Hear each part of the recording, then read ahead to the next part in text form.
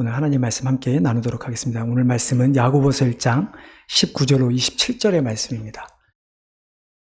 야고보서 1장 19절 27절 우리 찾으시면 한 절씩 같이 교독하도록 하겠습니다. 제가 먼저 읽겠습니다. 내 사랑하는 형제들아, 너희가 알지니 사람마다 듣기는 속히 하고 말하기는 더디하며 성내기도 더디하라. 그러므로 모든 더러운 것과 넘치는 악을 내버리고 너희 영혼을 능히 구원할 바 마음에 심어진 말씀을 온유함으로 받으라. 너희는 말씀을 행하는 자가 되고 듣기만 하여 자신을 속이는 자가 되지 말라. 누구든지 말씀을 듣고 행하지 아니하면 그는 거울로 자기의 생긴 얼굴을 보는 사람과 같아서 제 자신을 보고 나서 그 모습이 어땠는지를 자유롭게 하는 온전한 율법을 들여다보고 있는 자는 듣고 잊어버리는 자가 아니요 실천하는 자니 이 사람은 그 행하는 일에 복을 받으리라. 누구든지 스스로 온전하다 생각하며 자기 혀를 제가 물리지 아니하고 자기 마음을 속이면 이 사람의 경건을 할 것이다. 같이 읽겠습니다. 하나님 아버지 앞에서 정결하고 더러움이 없는 경건은 곧 고아와 과부를 그 환난 중에 돌보고 또 자기를 지켜 세속에 물르지 아니하는 그것이니라. 아멘. 예, 자리에 앉아주시 바랍니다. 제가 한번 더 기도하겠습니다. 하나님, 참으로 오늘도 우리가 하나님 앞에, 하나님의 말씀 앞에 우리가 머리 숙여 나아갑니다. 하나님, 우리 마음속에 어떤 우리의 생각들과 우리의 판단들을 내려놓게 하여 주시옵시고, 하나님께서 우리에게 말씀하신 바가 무엇인지를, 또 각자에게 들려주시는 음성이 무엇인지를 듣고 깨달아서 우리가 그 말씀대로 살아가는 주의 귀한 백성들 되게 하여 주시옵소서. 감사하며 예수님의 이름으로 기도하옵나이다. 아멘. 여러분, 보통 한 해가 집사님 조금 울립니다. 예, 한 해가 언제 시작합니까? 예, 1월 1일이죠. 예, 뭐 당연한 걸 왜 울은다고 또 하실지도 모르겠습니다. 우리가 한 해의 마지막 달인 12월이 되면 가장 많이 들려오는, 또 우리가 말하는 것이 있습니다. 송구영신. 예, 한 해를 정리하고 새로운 해를 맞이하자. 그래서 1월이 되면 모든 것이 새롭게 시작됩니다. 1년의 계획을 세우고 그 세운 계획을 이루기 위해 새로운 마음과 새로운 자세로 우리는 한 해를 시작합니다. 근데 꼭 1월만 그런 것 같지는 않습니다. 예. 미국의 정부 연방주 회계연도는 언제죠? 10월입니다. 그리고 오늘 우리 집사님께서 기도해 주셨지만 특별히 우리 학생들, 우리 자녀들에게 시작은 9월입니다. 8월에서 9월에 시작을 하죠. 뭐 이미 우리 자녀들 이미 자기신들이 학교로 가서 이번 주에 이미 시작한 우리 아이들도 있고요. 또 우리 청년들처럼 또 이제 이번 주에 하기 위해서 돌아온 청년들도 있습니다. 그래서 이 가장 이동이 많은 이 시기에 또한 하반기를 시작하는 시점인 이 시기에 오늘 우리가 함께 어떤 새롭게 우리가 나아가야 될 그 방향, 새롭게 가져야 될 그 마음가짐, 우리가 새롭게 해야 될 그 신앙의 모습들에 대해서 함께 말씀을 나누고자 합니다. 특별히 오늘 실은 청년들을 좀 많이 생각하면서 좀 준비를 했습니다. 그러다 보니까 혹시 제가 너무 청년들만 이야기한다 그래서 너무 뭐라고 하지는 마시기 바랍니다. 여러분, 새로운 시작이란 말에는 여러 가지 의미가 함축되어 있습니다. 새로운 목표, 새로운 기대, 새로운 열정, 새로운 만남, 새로운 방법. 이렇든 우리가 새롭게 시작한다라고 하는 것에서는 너무나 많은 것들을 떠올리게 되죠. 그러나 정말 새로운 시작이라고 하는 말이 우리의 심장을 뛰게 하는 것은 무엇일까요? 성장입니다. 내가 새롭게 무언가를 통해서 성장하고픈 그 마음이 우리를 뛰게 하죠. 우리가 인간은 성장을 멈추면 안 됩니다. 우리가 성장을 멈춰버리면 그것이 꼭 육체적인 성장을 의미하는 것이 아니라 우리의 믿음, 우리의 지식, 또 내가 가지고 있는 인격, 그 모든 것들이 멈춰버리면 그것은 어떻게 보면 죽은 사람과 별반 다를 바가 없을 것입니다. 그렇기 때문에 우리는 사람이라면 누구나 다 새로운 시작을 향해 목표를 가지고 달려갑니다. 성장을 하기 위해서. 그렇다고 해서 새로운 시작이라고 해서 처음부터 완전히 새롭게 시작하는 것은 없습니다. 물론 어떤 사람에게는 새로운 것이겠죠. 그렇다고 모든 사람에게 새로운 것은 아닌 것입니다. 특별히 믿음은 더욱 그렇습니다. 사람의 관점으로 볼 때 사람에게 있어서 믿음, 분명히 처음 시작하는 시작점이 있는 것 같습니다. 내가 하나님을 처음 듣게 되는 그 시작점, 내가 예수 그리스도를 처음 나의 구세주로 고백하는 그 시점, 분명히 우리의 시점으로 보면 믿음이라고 하는 우리가 믿게 되는 순간, 시점이 존재하는 것 같습니다. 하지만 하나님의 관점에서 볼 때 믿음의 시작점은 사람의 지혜와 지식, 감각으로는 알 수 없는 것입니다. 왜냐하면 예배소서에 보면 하나님께서 사람들 중에 예수 그리스도를 통해서 그를 믿음으로 구원받을 자들을 이미 창세 전에 선택하셨기 때문이죠. 우리가 지음받기 전부터, 이 세상이 존재하기 전부터 하나님은 구원할 백성들을 미리 선택하셨다는 말씀입니다. 미리 선택하셨다라고 하는 그 말씀은 어떤 말씀입니까? 하나님이 어느 누군가에게 창세 전에 하나님을 믿게 할 그 믿음을 심어주셨다는 말씀이죠. 그렇기 때문에 우리 인간에서 입장에서 볼 때, 하나님이 우리를 창조하셨구나, 예수님이 나를 위해 죽으시고 부활하셨구나 라는 것을 믿게 되는 시점, 예수님을 나의 구세주로 믿게 되는 시점이 존재할 뿐이지 그것이 우리의 믿음의 시작이라고 말할 수는 없을 것입니다. 그러면 우리의 믿음은 어때야 할까요? 내가 어떤 믿음의 시작점을 가지고 있지 않고 하나님께서 우리에게 믿음을 주셔서 그 믿음을 가지게 하셨다면 우리는 믿음을 통해서 대체 무엇을 바라보고 무엇을 해야 하는 것일까요? 믿음은 그렇기 때문에 단순히 하나님을 믿는다, 내가 예수님을 믿는다라고 끝나는 것이 아닙니다. 우리의 믿음은 믿음에 대한 결과가 있어야 합니다. 성경은 우리에게 믿음의 결과로 구원을 받는다고 말하지 않습니다. 무슨 말이냐면 내가 믿음을 가지고 내가 어떤 선한 일을 했다고 해서 그 선한 행위의 결과로, 믿음에 의한 삶의 변화의 결과로 우리가 구원받는다고 말하지 않습니다. 이미 앞에서 말씀드렸듯이 성경은 창세전에 우리가 죄인이었을 때에 하나님은 우리를 구원해 주셨습니다. 이것이 하나님께서 우리에게 값없이 주신 은혜이죠. 성경이 우리에게 말하자고 하는 것은 바로 그 은혜를 받은 인간과 하나님과의 관계입니다. 창조주 하나님과 피조물 인간의 관계, 인간을 만드시고 찬양받기를 원하신 하나님, 하나님으로부터 지음을 받아 마땅히 하나님께 찬양과 영광을 돌려야 하는 그 인간, 그 하나님과 인간, 창조주와 피조물의 관계에 대해서 성경은 우리에게 말씀하고 있죠. 하지만 인간은 죄를 지음으로 그런 하나님과 관계가 깨어져 버리고 맙니다. 더 이상 하나님을 찬양하지도 않고 하나님께 영광 돌릴 수 없는 존재가 되어버린 것이죠. 그럼에도 하나님은 우리를 사랑하셔서 독생자 예수 그리스도를 우리에게 보내주셨고 우리를 구원해 주셨습니다. 그러면 그렇게 구원받은 인간, 우리 안에 믿음을 심어주셔서 예수 그리스도를 믿게 하신 그 하나님, 그 하나님을 위해 우리는 무엇을 해야 할까요? 우리는 다시 하나님을 찬양하고 하나님을 예배하며 하나님께 영광 올려드리는 자들이 되어야 하는 것입니다. 이것이 어떻게 가능합니까? 역시 믿음으로 가능하게 되는 것이죠.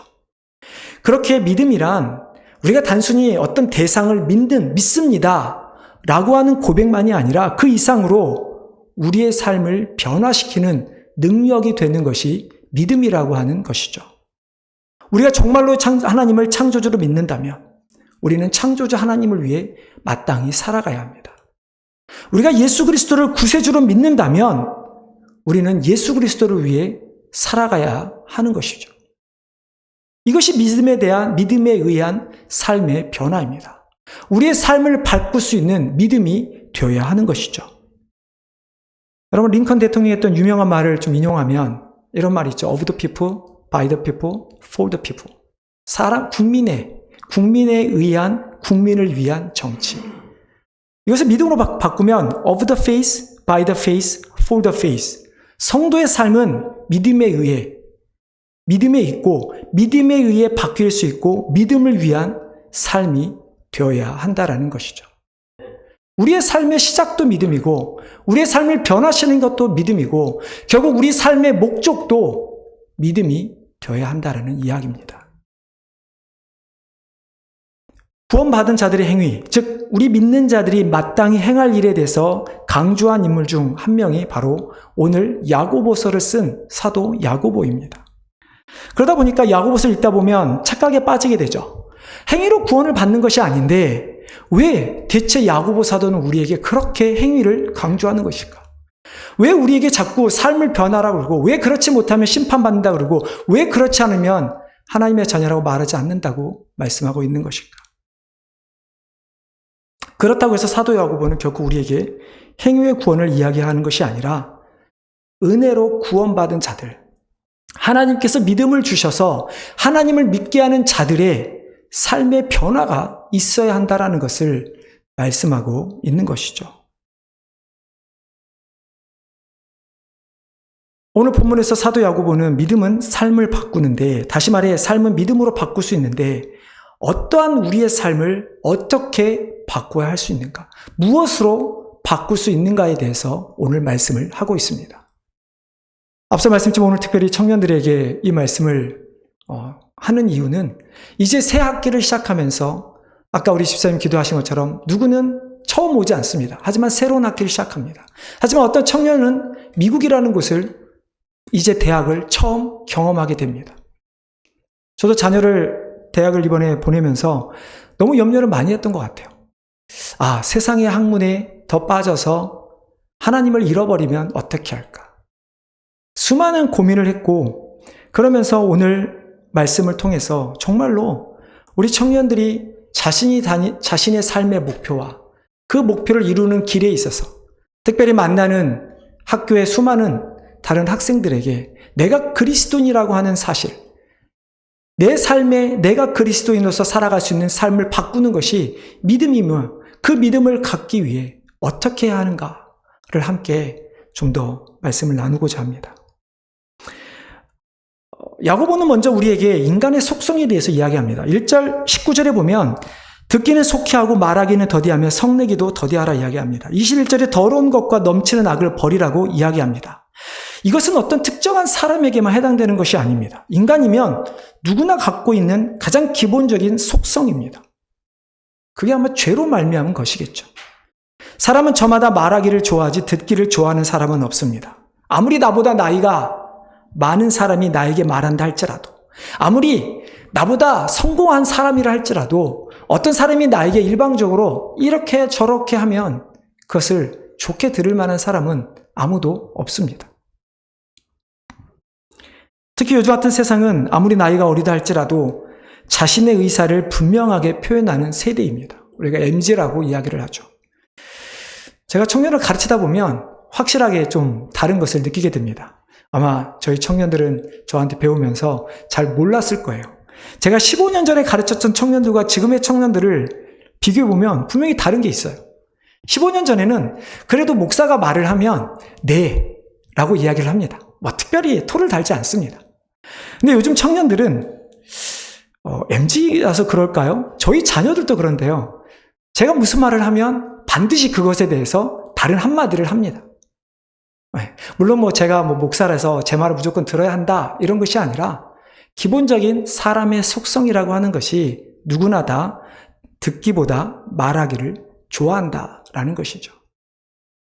근데 요즘 세대만 그럴까요? 아니요. 제가 보기엔 인간의 속성이 그렇습니다. 모든 사람이 말을 듣는 것보다 하는 것을 좋아합니다. 단지 누군가의 논리가 더 맞느냐에 따라 듣는 자와 말하는 자로 갈리는 것 뿐이지 실제적으로 듣기만을 하는 사람은 없는 것 같습니다. 여러분, 화를 내는 것은 어떻습니까? 우리가 살아가면서 참 화를 많이 냅니다. 청년들에게는 말도 잘하지만 화도 많은 것 같습니다. TV나 이렇게 가끔 어떤 유튜브나 이런 걸 보면 정말로 자기의 감정에 솔직한 나머지 그 솔직한 감정들이 부딪혀서 결국은 감정을 상하는 일들을 보게 되죠. 여러분, 성경에도 분노, 분냄, 화에 대해서 많은 곳에서 말씀합니다. 성경에서 말하는 화를 보면 그렇다고 해서 무조건 화를 내라고 말을 하지도 않고 그렇다고 해서 화를 무조건 참으라고 말하지도 않습니다. 어떻게 보면 성경은 우리에게 하나님께서 이미 아셔서 인간이 죄로 말미암아 인간에게 자리한 그 화를 어떻게 다루어야 하느냐에 대해서 우리에게 말씀합니다. 에베소서 4장 20절에 보면 분을 내어도 죄를 짓지 말며 해가 지도록 분을 품지 말라. 오늘 우리가 읽은 말씀에도 내 사랑 형제들아 너희가 알지니 사람마다 듣기는 속히 하고 말하기는 더디하며 성내기도 더디하라. 사람이 성내는 것이 하나님의 의를 이루지 못하리라. 잠언에도 여러 군데 나와 있습니다. 물론 성경에 보면 하나님께서도 화를 내시죠. 그렇지만 하나님의 화는 우리와는 조금 다릅니다. 어떤 인간이 하듯 감정의 폭발, 그런 분노가 아니라 불의함에 대해서 참지 못하시는 거룩하신 하나님의 심판에 대한 모습인 것이죠. 하지만 인간은 죄를 지은 이후에 우리 인간의 기본적인 안에는 분냄과 분노와 화가 있습니다. 왜 그럴까요? 저 사람 때문에, 내가 잘못되었다는 생각 때문이죠. 하와가 뱀을 향해 뱀 때문에 내가 죄를 지었습니다. 아담은 하와를 향해 저 여자 때문에 내가 죄를 지었습니다. 결국 내가 잘못한 것이, 내가 죄를 지은 것이 다른 누구에게 전가시키고자 하는 것이 사람의 마음이고 그것을 표출하는 것이 분노라고 하는 사실이죠. 또한 분노는 인간의 욕심에 대한 표출입니다. 내가 원하는 대로 되지 않을 때 우리 인간은 화를 내게 되죠. 그래서 문제는 성경은 믿는 자들에게 이렇게 말합니다. 성내기를 더디하라. 성내는 것이 하나님의 의를 이루지 못함이라. 죄가 세상에 들어온 이후에 자기 중심적으로 바뀌어버린 우리 인간들, 그래서 내 뜻대로 안 되거나 무시를 당하면 화를 내게 되는 그런 충동성 앞에 우리는 내가 하나님을 믿는다면, 믿음이 내 안에 있다면 우리는 그렇게 사람을 바라보는 것이 아니라 하나님 앞에 우리 자신을 비추어 보아야 하는 것입니다. 하나님의 은혜를 입은 자들이라면 세상의 뜻, 나의 욕망이 아니라 하나님의 뜻을 나타내기 위해서 우리의 인간적인 화를 감춰야 합니다. 그리고 우리가 내야 할 화는 의로운 화, 즉 거룩하신 하나님의 말씀을 반드시 지키고자 하면서 나타나는 화. 내가 그 하나님의 말씀이 세상에 선포했는데 그것이 이루어지지 않을 때 우리는 화를 내야 하며, 내 스스로 하나님의 말씀을 지키지 못하는 내 자신을 향해 우리는 화를 내야 하는 것이지, 다른 사람을 향해 화를 내어서는 안 된다는 것이죠. 잠언에 보면 지혜로운 사람에 대해서 이야기합니다. 잠언에서 말하는 지혜로운 사람이란 하나님의 말씀에 온전히 순종하는 자들을 가리키는 모습이죠. 그 지혜로운 자 중 하나의 모습이 어떤 거냐면 분노 앞에 즉각 반응하지 않고 절제하라는 말씀의 모습입니다. 세상 사람들은 누구나 말하기를 좋아하고 누구나 화를 내지만, 그러나 하나님을 믿는 자들은 말하는 것보다는 듣는 것을, 화를 내기보다는 화를 참는 자들이 되어야 하는 것입니다. 이것이 어떻게 가능할까요? 이게 우리의 힘으로 가능할까요? 아니요. 우리 힘으로는 절대로 할 수 없습니다. 오직 하나님께서 우리에게 주신 그 믿음, 우리를 위해 죽으신 그 예수 그리스도를 믿는 믿음, 우리 안에 여전히 성령님께서 계셔서 우리를 다듬어 가시는 그 성령님의 능력이 없으면, 그 믿음이 없으면 우리는 절대로 변할 수 없게 되는 것입니다. 그러면 우리는 우리의 삶을 바꾸는 믿음, 우리의 믿음이라고 하는 것이 우리의 삶을 바꿀 수 있다고 우리가 믿는다면 그 믿음을 더 확증하기 위해서, 그 믿음의 확신을 갖기 위해서 우리는 어떻게 해야 하는 것일까요? 사도 야고보는 우리에게 몇 가지를 말씀합니다. 첫 번째는 우리가 말씀을 받아들이라 말씀합니다. 21절의 말씀 보시겠습니다. 21절에 보면 그러므로 모든 더러운 것과 넘치는 악을 내버리고 너희 영혼을 능히 구원할 바 마음에 심어진 말씀을 온유함으로 받으라. 이 21절의 말씀을 좀 더 정확하게 볼 필요가 있습니다. 일단 21절에 보면 너희가 말씀을 받으라 라고 말씀을 하는데 그 말씀을 받기 전에 해야 될 것들에 대해서 사도 야고보는 언급하고 있죠. 무엇입니까? 모든 더러운 것과 넘치는 악을 내버리라 말씀합니다. 여러분, 그릇이 있습니다. 그릇 안에 더러운 물이 있습니다. 그릇 안에 깨끗한 물을 담기 위해서 어떻게 해야 할까요? 그 물을 그대로 둔 채 끊임없이 새로운 물을, 새 물을 담는다고 해서 그릇 안에 물이 깨끗해집니까? 절대 그럴 수 없습니다. 그릇 안에 있는 더러운 물을 버리고 깨끗한 물을 담아야 비로소 그릇 안에 있는 물은 깨끗하게 되는 것입니다. 마찬가지로 우리가 하나님의 말씀을 받아들이기 위해서 우리는 먼저 우리의 더러운 것과 넘치는 악, 쉽게 말해 우리의 죄를 회개해야 합니다. 끊임없이 우리 죄를 회개함으로 하나님 앞에 용서함을 받아야 합니다. 죄는 우리 스스로 해결할 수 있는 것이 아닙니다. 여러분, 세상에서 죄는 무엇입니까? 가장 크게는 세상의 법을 위반하는 것이고 조금 더 포괄적인 것은 세상의 도덕과 인간의 양심에 맞지 않게 하는 행위를 우리는 죄 혹은 나쁜 일이라고 이야기를 합니다. 하지만 성경에서 말하는 죄는 무엇입니까? 성경에서 말하는 죄는 하나님을 거역하고 하나님 말씀에 불순종하는 것이 죄입니다. 그렇기 때문에 그 죄의 문제는 내가 잘못한 대상인 하나님, 그 하나님께서 용서해 주실 때만 해결받을 수 있는 것입니다. 그래서 사도 요한은 우리가 죄를 자백하면 미쁘신 하나님, 신실하신 그 하나님께서 우리 죄를 사하여 주실 뿐만 아니라 모든 불의에서 우리를 깨끗하게 해주신다 말씀하고 있는 것이죠. 이렇게 깨끗한 심령이 될 때, 우리가 깨끗한 모습이 될 때 우리는 비로소 하나님의 말씀을 받을 수가 있게 되는 것이죠. 정확히 말하는 말씀을 믿을 수 있게 되는 것이라는 이야기입니다. 우리가 그렇지 않으면 우리가 듣긴 들으나 그 말씀을 받는 존재가 될 수가 없습니다. 사도 야고보가 사용한 표현을 좀 더 자세히 본다면 21절 하반절입니다. 너희 영혼을 능히 구원할 바 마음에 심어진 말씀을 온유함으로 받으라 라고 말씀합니다. 뭔가 좀 이해하기 어렵습니다. 쉽게 설명드리면 이런 겁니다. 너희를 구원할 말씀이 있는데 그 말씀이 너희 안에 심어져 있고 그 심어진 그 말씀을 온유함으로 겸손함으로 받아들이라 이야기합니다. 자, 그러면 우리를 구원할 말씀이라는 것이 무엇일까요? 우리를 구원할 수 있는 그 말씀은 무엇입니까? 요한복음 1장에 나오죠. 태초에 계셨던 말씀, 이 세상을 창조하셨던 말씀, 그리고 이 땅에 우리를 위해 육신으로 오신 말씀, 예수 그리스도를 의미합니다. 뿐만 아니라 이 말씀은 더 크게, 더 넓게는 우리에게 주신 이 말씀을 의미하고 있는 것이죠. 하나님께서 그 말씀, 예수 그리스도를 이미 우리 안에 심어 놓았다라고 말씀합니다.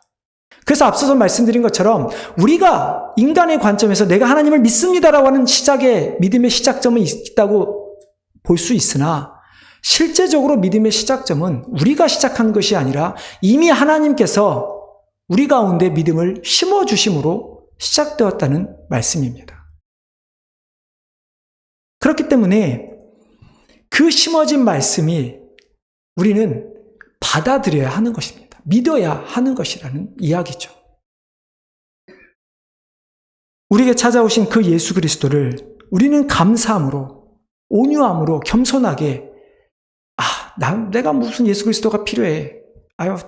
예수 믿을게요. 그냥 이런 것이 아니라 정말로 내 죄를 사해 주신 죽음에서 우리를 구원하신 그 예수 그리스도를 우리는 겸손함으로 온전히 믿어야 하는 것이죠.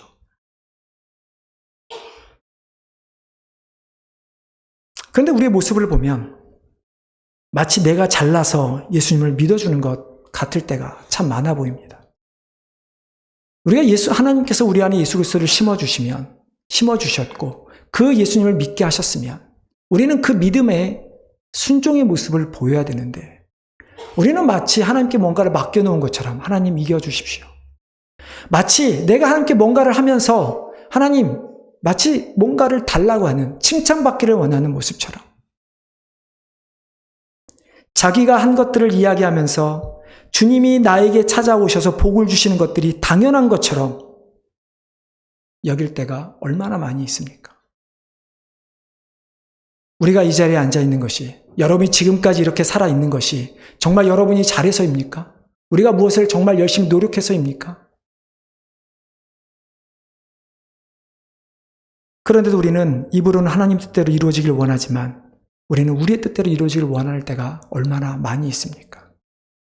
우리의 뜻대로 이루어지길 원하지 않으려면 그렇게 우리의 삶이 하나님께 집중하는 맞춰진 삶으로 바뀌려면 우리는 예수 그리스도, 우리 안에 심어진 예수 그리스도를 온전히 받아들일 수 있어야 하는 것입니다. 그리고 하나님께서 우리에게 말씀하신 이 말씀을 받아들여 살아가야 하는 것이죠. 그래서 둘째로 우리는 받아들인 말씀을 실천해야 합니다. 22절의 말씀입니다. 너희는 말씀을 행하는 자가 되고 듣기만 하여 자신을 속이는 자가 되지 말라고 말씀합니다. 사도 야고보는 말씀을 행하지 않으면 듣기만 하여 자신을 속인다라고 말씀합니다. 그러면서 예를 드는 것이 다음의 예입니다. 어떤 사람이 거울 앞에 섰습니다. 거울 앞에 섰더니 이빨에 낀 고춧가루도 보이고 얼굴에 묻은 더러운 것도 보입니다. 근데 돌아섭니다. 돌아서면 내 이빨이 꼈는지, 고춧가루가 꼈는지, 내 얼굴에 검댕이가 묻었는지 모르고 또 살아갑니다. 얼굴을 보면 뭔가를 알겠는데 돌이켜보면, 돌아서기만 하면 자기의 모습이 어떤 건지 전혀 알지 못한다는 이야기죠. 우리가 말씀을 듣고 행하지 않으면 바로 이와 같다라고 말씀하고 있는 것입니다. 우리가 말씀을 들을 때는 내가 이렇게 잘못했구나. 내가 이것을 해야 되는구나 라고 느끼지만 그러나 우리가 말씀을 들은 이후에 우리의 삶에서 예수 그리스도를 나타내는 삶이 없다면, 그 모습이 없다면 우리는 말씀을 듣는 우리의 모습이 전혀 없는 것과 같다는 이야기죠.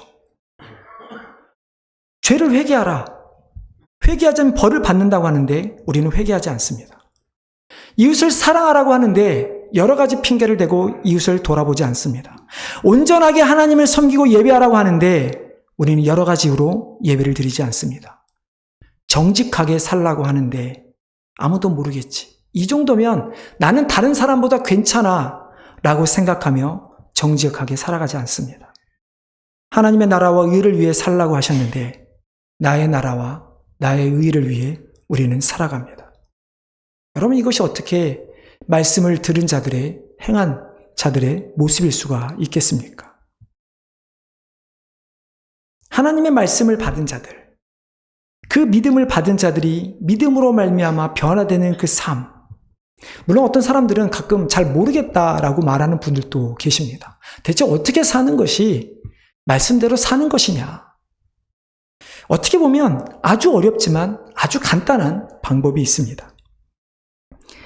우리가 하나님의 말씀을 받은 자들, 즉 우리가 예수 그리스도를 영접한 자들이라면 우리는 지난주에도 나눴듯이 예수님의 명령에 순종하는 자들이 되어야 합니다. 그렇다면 내가 하는 말과 행동이 내 논리와 내 이성에 합당한가가 아니라 예수 그리스도께서 보시기에 내 안에 계신 예수 그리스도께서 하신 말씀과 행동인가를 돌아보면 되는 것입니다. 여러분, 쉽게 말해서 내 배우자가, 내 자녀가, 내 이웃이, 내 일터에서 같이 일하는 사람들부터 내가 그리스도인을 인정받아야 한다는 것입니다. 다른 사람한테는 너무 나이스한데 가정에만 들어오면 투명한 남편의 모습, 직장 동료가 저 사람과 같이 일하지 못하겠다라고 한다면, 일하는 사람이 저 사장하고는 정말 일하기 힘들어라고 한다면, 어떤 사람이 보기에 그 사람 앞에 내가 그리스도인이라고 말하지 못할 정도의 삶을 살고 있다면, 그것은 결코 말씀을 실천하는 자의 삶이라고 말할 수 없을 것입니다. 어떻게 우리는 교회 안에 있기 때문에 이 자리에 앉아있기 때문에 우리는 서로 잘 알 수 없습니다. 오히려 내 가정, 내 아내와 내 남편이, 내 자녀가 어떻게 보면 더 나아가서 내 가정도 내 자녀보다는 밖에 있는 누군가 나를 봤을 때, 나를 모르는 사람이 누군가를 나를 봤을 때, 혹은 그 사람에게 우리는 예수 그리스도임을 인정받고 내가 예수 그리스도만이 유일한 구세주임을 전할 수 있을 때 비로소 우리는 말씀에 대한 실천의 모습을 보일 수 있을까라고 우리는 생각할 수 있게 될 것이죠. 그래서 사도 야고보는 예수를 정말 믿는 자들이라면, 믿음을 가지고 있다면 그 믿음이 삶을 변화시킬 수 있다라는 확신을 우리에게 말씀하고 있는 것입니다. 더 이상 말씀을 듣기만 하는 자들이 아니라 말씀을 듣고 행하는 자들로 바뀌기를 소원합니다. 그것이 25절의 말씀이죠. 자유롭게 하는 온전한 율법을 들여다보고 있는 자는 듣고 잊어버린 자가 아니라 실천하는 자니 이 사람은 행하는 일에 복을 받으리라. 마지막으로 우리는 끊임없이 말씀 앞에 나아가야 합니다. 믿음이 우리의 삶을 바꾸려면 우리는 끊임없이 말씀 앞에 나아가야죠. 여러분, 유대인들 생각해 보십시오. 자신들을 경건하다 여겼습니다. 끊임없이 하나님의 말씀을 연구하고 지키고 했던 그들의 모습. 하지만 그들에게는 없는 것이 있었죠. 그래서 예수님께서는 그들을 향해 독사의 자식들, 회칠한 무덤이라고 그들을 징책하셨던 것입니다. 왜 그럴까요? 왜 그럴까요? 대체 그들에게 경건은 있었는데 왜 예수님은 그들을 혼내신 것일까요? 그들에게 경건한 모양은 있었으나 경건의 능력은 부인하는 자들이었기 때문입니다. 여러분, 경건의 모양이 있다는 것은 어떤 말씀입니까? 다른 사람들이 보기에 경건하게 사는 것처럼 보인다는 이야기입니다. 교회도 잘 다니는 것 같고 성경도 읽는 것 같고 기도도 하는 것 같고 마치 이스라엘 백성들이 하는 것처럼 말이죠. 하지만 이스라엘 백성들은 정말로 하나님의 그 능력, 하나님을 믿고자 함에 있어서 그런 경건의 모습을 보인 것이 아니라 그냥 그들의 전통이었습니다.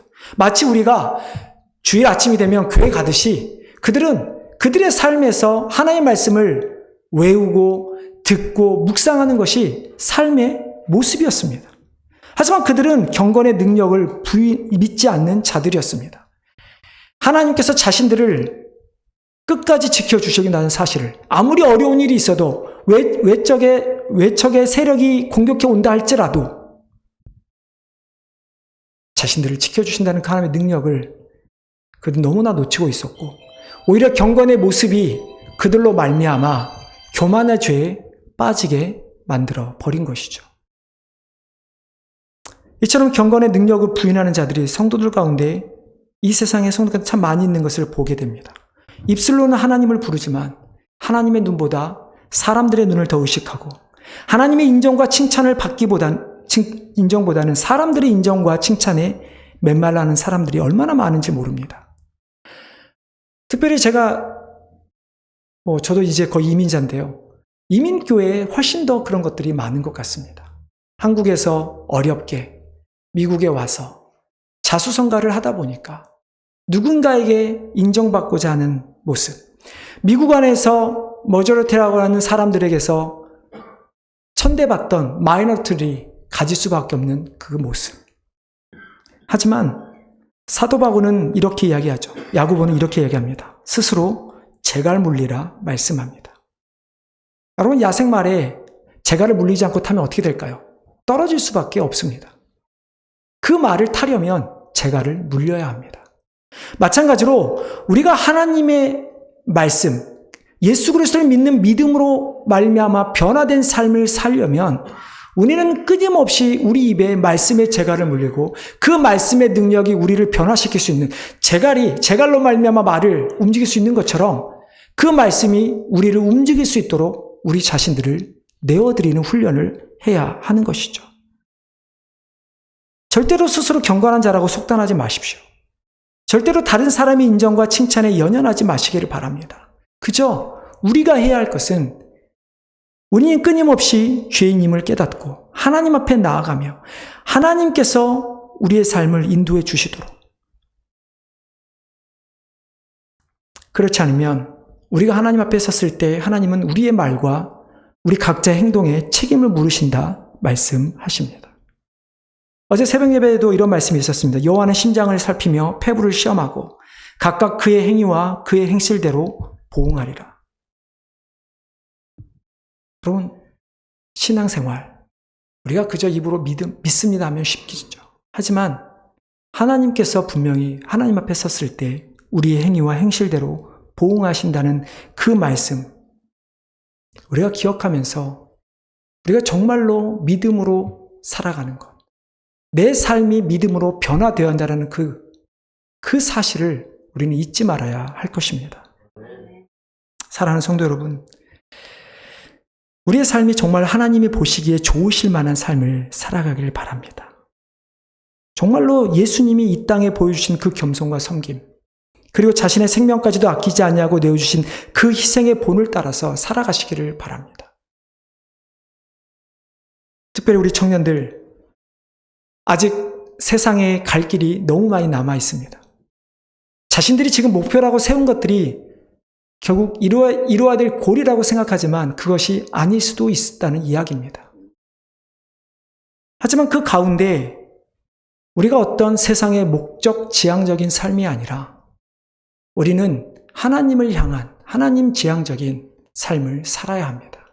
그러려면 어떤 좋은 결과만을 내기 위해서 우리가 살아갈 것이 아니라 그 좋은 결과를 내는 과정 속에서도 주위에 있는 친구들에게 저 사람은 그리스도인이라고 하는 모습을 나타낼 수 있어야 한다는 이야기죠. 이러한 믿음의 변화된 삶이 우리 청년들뿐만 아니라 우리 모든 성도들 가운데도 있기를 소원합니다. 그래서 우리의 삶의 현장에서 우리의 모습을 통해 예수 그리스도를 온전히 나타내는 우리 귀한 성도님들 되시기를, 그리고 교회가 되기를 주님의 이름으로 축원합니다. 하나님, 참으로 하나님, 우리의 모습을 돌아봅니다. 우리 가운데 믿음을 주셔서, 심어주셔서 그 믿음을 받아들이게 하심을 통해서 우리를 구원하신 하나님, 우리가 이제는 끊임없이 우리가 말씀을 통해 경건의 모양뿐만 아니라 경건의 능력을 가지고 이 세상을 이기며 살아가기를 소원합니다. 사단에게 지지 않게 도와주시고 세상의 유혹에 넘어지지 않게 하여 주시고 인간의 욕심과 인간의 죄로 말미암은 인정받고자 하는 그 모습, 말하고자 하는 모습과 더럽고 악한 것들을 내어버리는 우리가 되게 하여 주시옵소서.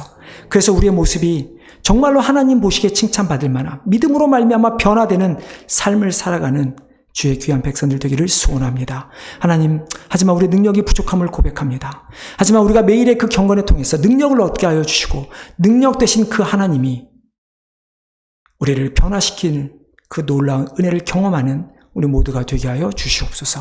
감사하며 예수님의 이름으로 기도하옵나이다.